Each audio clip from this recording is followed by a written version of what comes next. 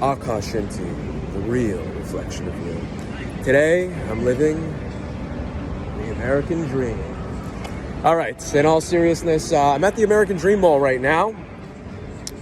And just running some errands, that's kind of how life is sometimes. You got to run errands, you got to do this, you got to do that. And, well, my errands today bring me here, which is quite a journey experience. I'm grateful to have that opportunity. Anyways, I don't really know what I wanted to talk about today. I've been noticing, you can tell I'm a little more tamely dressed today. I think you got to balance, sometimes you go all out, other times you go less so. Check out this skull here. This skull reminds me of a ring that I have.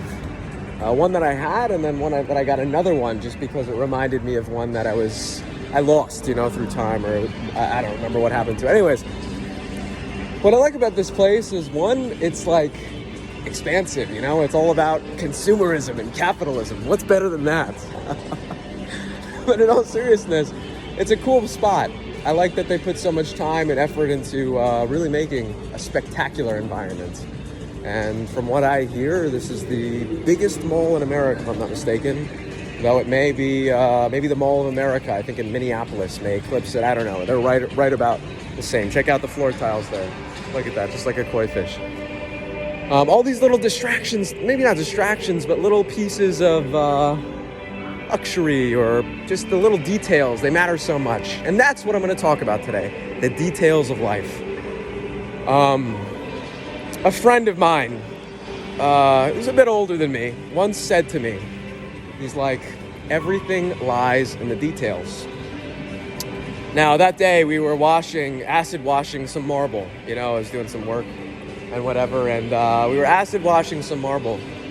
And he's like, it's all in the details. And I'm like, what do you mean? And he's like, well, when you acid wash the marble, it might not look like anything, and it's only a little bit of acid. It just kind of eats away just at the very, very edge of the marble. But you will see a difference. And I'm like, oh, maybe not, Well, there was a difference, right? Why am I saying this? Because life is lived in the details. It's all the little moments, the compilation of the little moments of our life that really dictates the larger part of our life and what we end up doing. That 5 minutes that maybe you spend in bed on Instagram or social media of some sort, I'm guilty of that from time to time, versus in meditation, that hamburger that you get from McDonald's, which I'm guilty of from time to time, versus getting maybe some type of healthier option. I don't even know the healthier option because that's how often I choose the other one. I'm teasing. Depends on really what you want, Sometimes I go with the chicken Caesar salad, but even some people might say they're not really that healthy. If you have too much of the sauce, it might be a little too much. You get the point that I'm making, though. Life is lived in the details. Oh my gosh, check this out. Look at that. Look at that chandelier over there. When I'm here, it feels like I'm in a casino.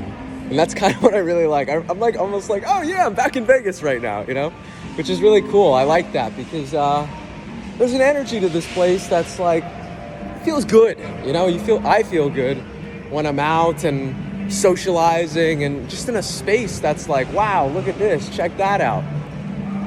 If I look back in my own life, some of the decisions that I've made in the organizations and places that I've been a part of have almost solely been on the building, I've been almost solely on how this space has created an experience.